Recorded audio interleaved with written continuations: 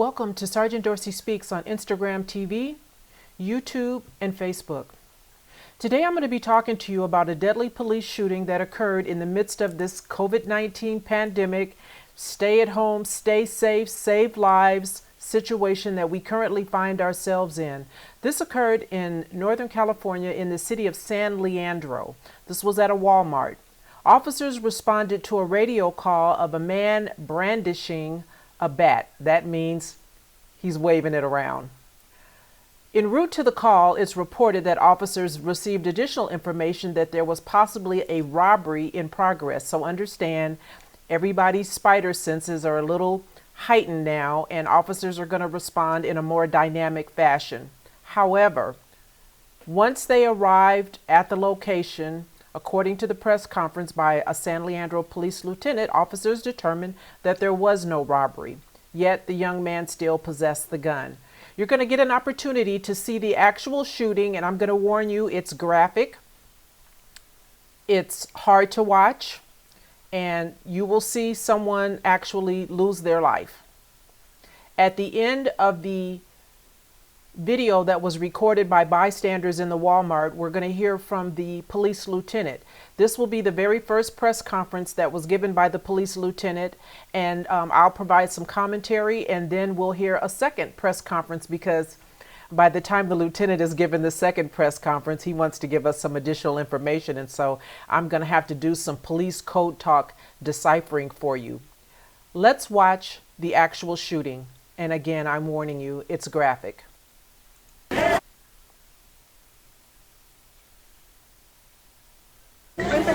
Fíjate, quédate para allá. Vente, hasta para acá. Vamos, Back up! Hey! Back up! Hey, back up! Back up! Back up! Hey, back up! Drop it!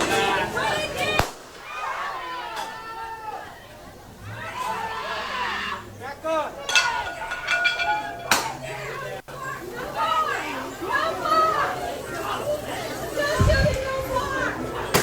Fox.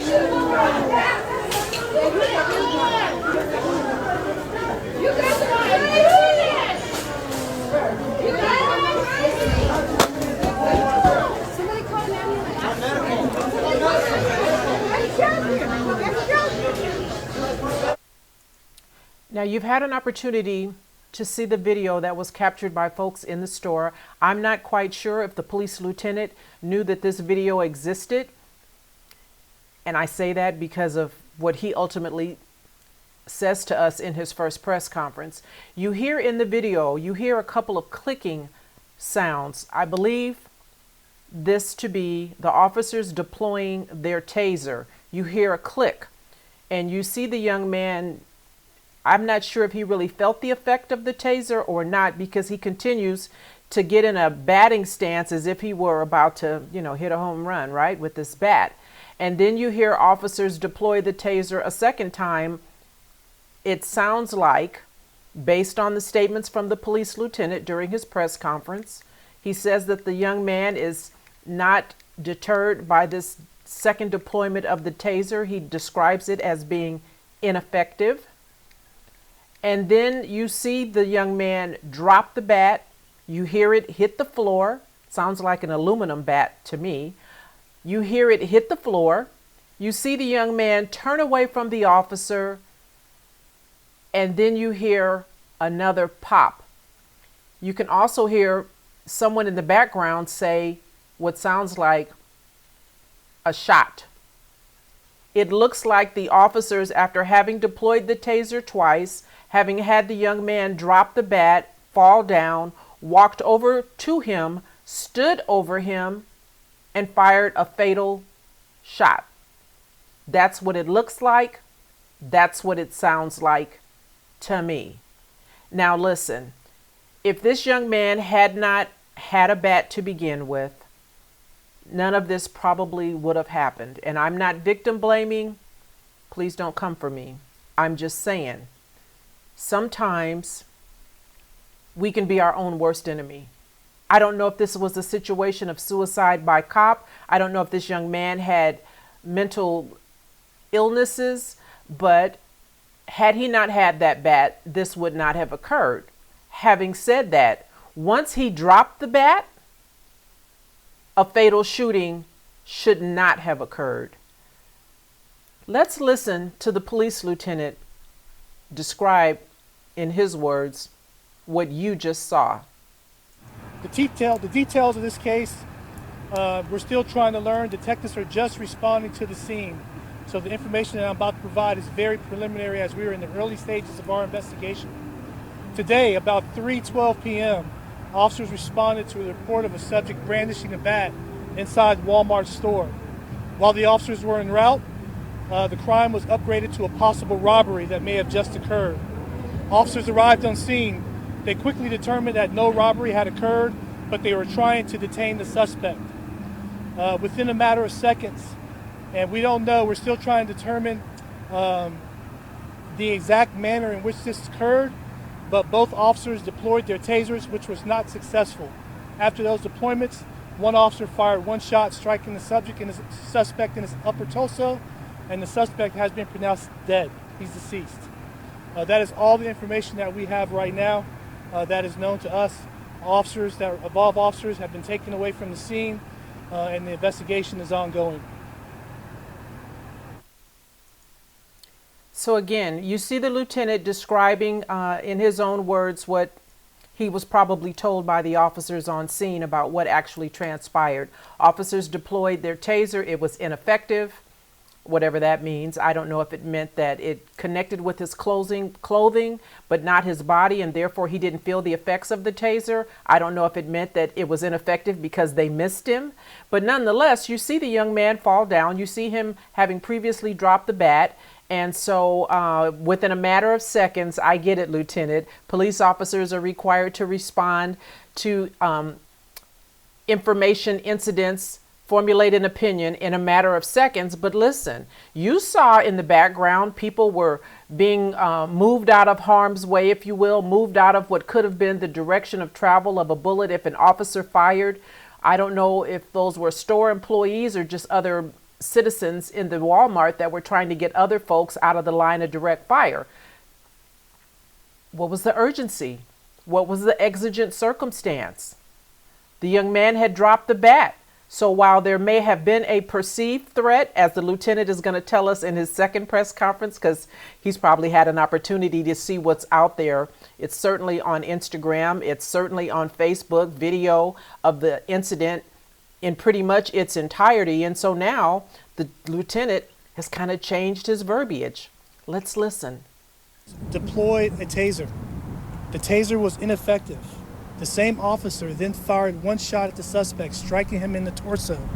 At the same time, simultaneously, the second officer deployed their taser. Lieutenant Henderson confirmed that the officers determined there wasn't a robbery and requested for the man to drop the baseball bat, but he refused. If there's a taser deployment, there has to be some type of perceived threat, and this is an active threat.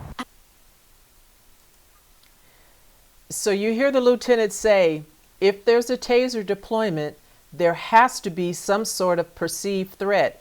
Remember that thing that I always talk about that's so difficult to argue, what's in an officer's mind? And so this officer who was involved in this shooting, it's reported as a 20-year vet. And so great deference is going to be given to his perception, what was in his mind. But listen, even if the officer perceived a threat, there was an active threat, the young man in possession of the bat. Once that bat is dropped, the threat is no longer active. And why is an officer perceiving that this young man who no longer possesses a bat could cause him great bodily harm or death? It can't happen. And so you don't meet someone who can't pose a deadly threat to you by using deadly force. Well, you shouldn't. That's not how most police officers are trained and taught, and I don't believe Leander Police Department is very much different from the Los Angeles Police Department, where I spent 20 years, so I know a thing or two about a thing or two. And once that young man dropped the bat, the threat was over. And so listen, they're going to be spinning and they're going to be trying to minimize and mitigate this use of deadly force. Should not have occurred. We are not in a place where we can become complacent with use of force by police officers, particularly in light of what's going on right now in the midst of COVID-19. I know you guys are hearing, like I'm hearing, incidents where black men are out with a mask and being followed into a Walmart of all things. I'll talk about that at another time, because why? An officer said that they look suspicious wearing a surgical mask, as everyone has been asked to do in the midst of stay home, and if you can't, stay safe, right? Save a life. We know that some black men are fearful of wearing masks for this very reason. And so some are opting not to wear a mask when they go out. And then guess what happens? You're in a catch-22. You are stopped. Officers are stopping black men who are not wearing a mask because it gives them an opportunity to engage you. And then you know what happens after that. There's an opportunity for you to now be on the back end of an arrest for violating something, obstructing justice, interfering, whatever they come up with in the moment. So I'm going to be putting together a series, and I'm going to call it, Staying Alive in the Midst of Staying Safe While Black, because I had been encouraged. I hadn't heard much about police uses of force. This is my first hearing of a deadly use of force since this stay-at-home pandemic situation jumped off. But we can't become complacent. We can't forget. We can't think that when you look like me and some of you that you can get away with the things that others do. You're seeing, like I'm seeing, these folks who are protesting the stay-home orders, and they're out with assault rifles and Confederate flags, and some have masks, some don't have masks. I didn't see anyone being arrested over in Texas or South Dakota or even here in California as a result of protesting because they don't want to stay home and stay safe. And listen, let me just say this, because even if they lift this stay home, stay safe situation, common sense, right? And I know if sense were common, everybody, would have it. So some of y'all are going to be found wanting. But just because they may, in a place where you live, lift the stay home order does not mean that you have to stay home. For me personally, I'm here in California. My governor has been on top of this. But even once this stay home order is lifted, I'm just going to wait a couple of days just to make sure they got the math right before I start venturing out. Not so much because I'm concerned about myself, but I have family members that are elder who have compromised immune systems that I am concerned about. And so family, don't drop your guard. Don't drop your guard. And I just wanted to come to you and just speak to you. And I was hoping that I wasn't going to have to do this for some time because of the stay home order. But here we go. Stay out of Walmart. Why don't you guys try that? No good comes to us when we go to Walmart. Until next time, family, be good, stay home, stay safe. Support Sergeant Dorsey Speaks at my CashApp and Venmo, Sergeant Dorsey Speaks. You can also purchase my autobiography on my website, www.sergeantdorseyspeaks.com.